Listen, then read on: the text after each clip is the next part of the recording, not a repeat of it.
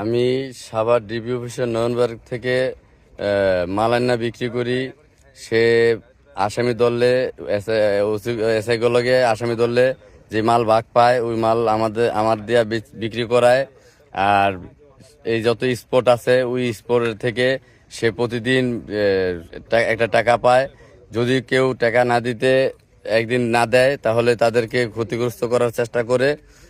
প্রতিদিন তারে মাদক ব্যবসায়ীরা চাঁদা দিতে হয়, ট্যাক্স দিতে হয়।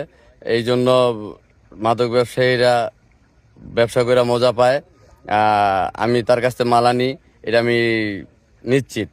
আপনারা সবার কাছে আমি স্বেচ্ছায় এই ভিডিওটা করতেছি। যদি আমার এই ভিডিওর কারণে কোনো রকম কোনো ক্ষতিগ্রস্ত হয়, যে নয়ন ভাই কোনো ক্ষতি করে, আমি প্রশাসনের কাছে আমার বিচার চাই।